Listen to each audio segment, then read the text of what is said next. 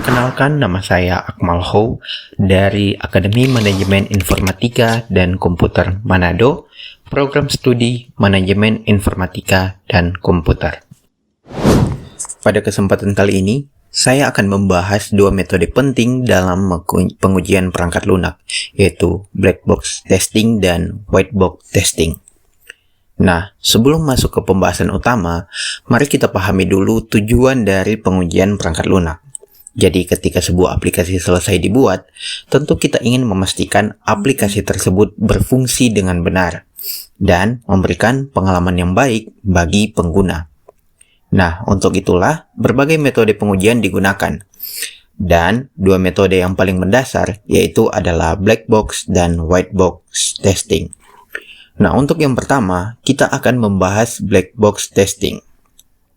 Nah, jadi metode ini disebut black box karena penguji itu memperlakukan aplikasi seperti sebuah kotak hitam, yang dimana artinya penguji tidak melihat isi atau kode program di dalamnya, tetapi yang diuji adalah fungsi-fungsi dari sisi luarnya saja, sama seperti penggunaan biasa. Penguji memberikan input, kemudian mengamati output yang dihasilkan dan memastikan semuanya bekerja sesuai dengan kebutuhan.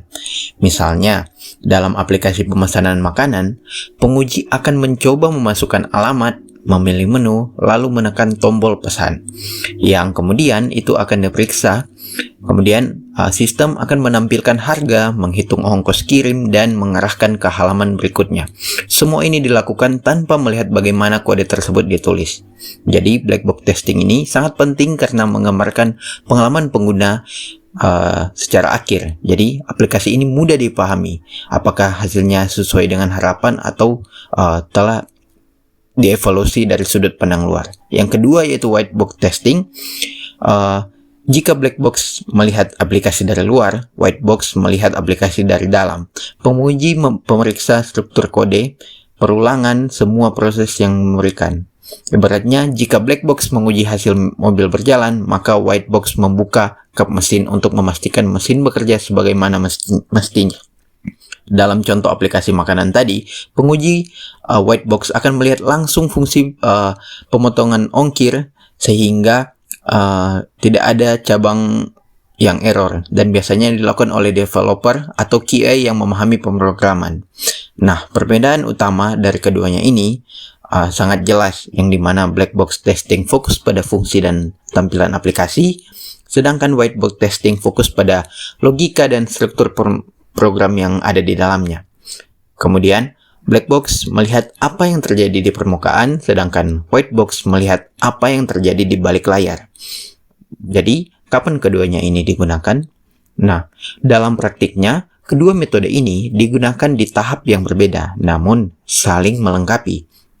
White box biasanya dilakukan lebih awal saat fitur sedang dikembangkan untuk memastikan fondasi kode kuat dan bebas bug. Kemudian black box digunakan ketika fitur sudah siap diuji dari sisi penggunaan.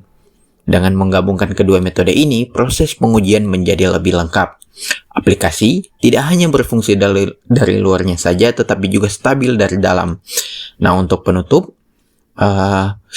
penjelasan tadi secara singkat memberikan gambaran bahwa black box dan white box adalah dua metode yang terlihat berbeda, tapi sebenarnya keduanya bekerja secara bersamaan, yang dimana mereka memastikan kualitas aplikasi. Tanpa kombinasi keduanya, aplikasi akan rapuh ataupun sebaliknya. Jadi, terima kasih sudah menyimak penjelasan dari kedua metode ini.